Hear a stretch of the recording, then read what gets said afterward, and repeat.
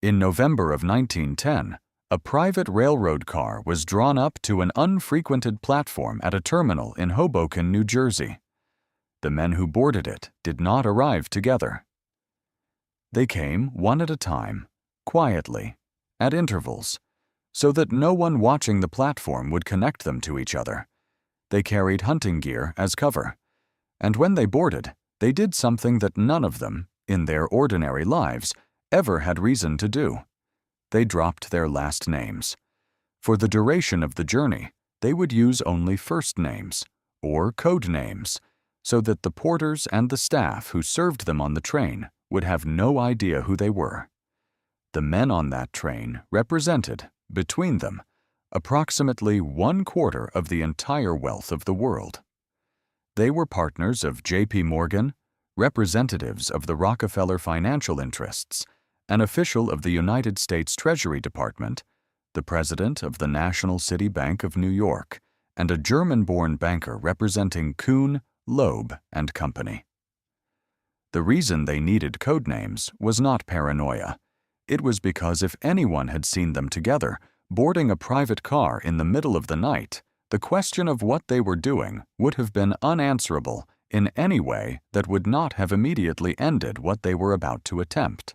I came to this through a different door than most people who write about this period. I was tracing the operational history of the Jekyll Island Club itself, trying to understand how a private island off the coast of Georgia had functioned as the effective nerve center of American finance for nearly 6 decades. The club is not secret. Its records survived. Its cottages are a National Historic Landmark. The history of who owned what and when is documented in detail. But the closer I looked at the November 1910 trip, the more I understood that the railroad car was not incidental to the story. It was the story. A private train, moving at night, carrying men with no last names, toward a meeting that none of them would admit to having attended for more than 20 years afterward. To understand why that mattered, you have to understand what the Jekyll Island Club was in 1910. It had been founded in 1886, when a group of the country's wealthiest men purchased the island from John Eugene Dubignon for $125,000. Membership was capped at 100 individuals by design to maintain what one account called its sense of splendid isolation. By 1904, Munsey's magazine had described it as the richest, the most exclusive, the most inaccessible club in the world. The membership rolls read like an inventory of American industrial power. Rockefellers, Vanderbilts, Morgans, Goulds, Pulitzers, Astors. At dinner time in the clubhouse, the assembled members were reputed to represent 1/6 of the total wealth on Earth. They arrived each winter by yacht or by private railroad car from New York, Boston, Chicago, and Philadelphia. The island had no public access. The only way in was by invitation. The private railroad car was not unusual in this world. At the peak of the Gilded Age, an estimated 2,000 private cars were in operation across the American rail network. Wealthy families had them custom-built to their specifications, with full kitchens, dining rooms, staterooms, servant quarters, and observation platforms. You did not buy a ticket, you owned the car and paid the railroad to attach it to whatever train was going where you needed to go. The Frick family's car, the Westmoreland, was 82 feet long and built by the Pullman Company. Henry Ford's private car, the Fair Lane, is preserved today at the Henry Ford Museum in Dearborn. These were not unusual possessions for men of this class. What was unusual about the November 1910 car was the secrecy around it and the instructions that had been given to the men who used it.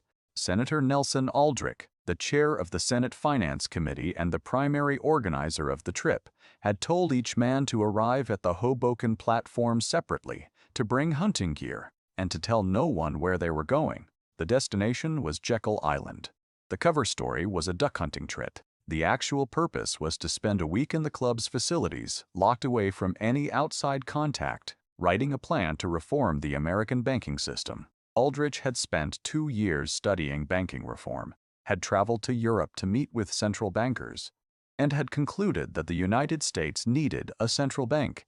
The problem was that the word central bank was politically radioactive in 1910. The memory of the Second Bank of the United States, destroyed by Andrew Jackson in 1836, was still present in American political culture. Any proposal that openly used the phrase would face immediate and organized opposition. So the proposal would not use that phrase, and the men writing it would not use their last names, and the railroad car that carried them would pull up to an unfrequented platform after dark, so that the reporters who covered the movements of men like these would have nothing to file. Forbes magazine founder Bertie Charles Forbes wrote about it several years later, describing a party of the nation's greatest bankers stealing out of New York on a private railroad car under cover of darkness, stealthily riding hundreds of miles to an island. He was not writing fiction. He had confirmed the details with participants. But when he wrote it, he was describing something that had already been a secret for years and would remain one for decades more. The 6 men who made that trip did not publicly acknowledge that the meeting had occurred until the 1930s.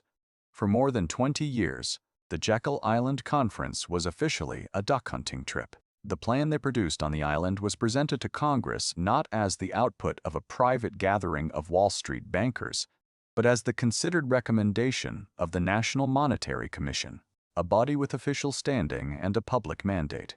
The commission had studied the problem. Its chairman had written the proposal. The fact that the proposal had been drafted in a room at the Jekyll Island Club by men who had arrived on a private train under assumed names was not part of the official record. The plan went through several revisions before it became law.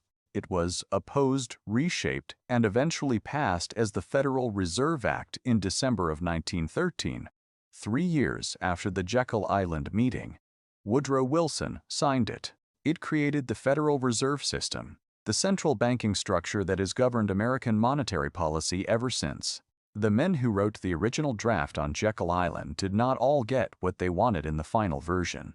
Paul Warburg, the German-born banker who was arguably the most technically sophisticated member of the group, believed the final structure gave too much power to regional banks at the expense of a properly centralized authority. But the architecture of the system, the basic framework of how American money would be created and controlled, had been sketched out in that club on that island in that week in November, by men who had gotten there on a private train they did not want anyone to know they were on.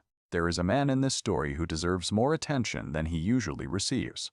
His name was Frank Vanderlip. He was the president of the National City Bank of New York, one of the most powerful financial institutions in the country. He was one of the 6 men on the train, and he was the one who eventually broke the silence. In 1935, 25 years after the Jekyll Island meeting, Vanderlip published an account in the Saturday Evening Post in which he described what had happened. He named the participants. He described the secrecy.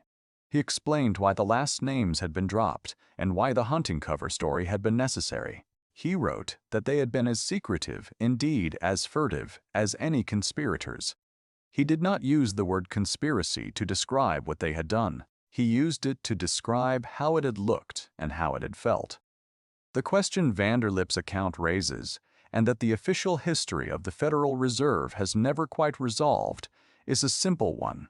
If the meeting was legitimate, if the men who attended it were doing necessary and public-spirited work on behalf of the American financial system, why did it require that level of secrecy? Aldrich's own explanation was that the identities of the participants, if known, would have created political opposition that would have made the reform impossible.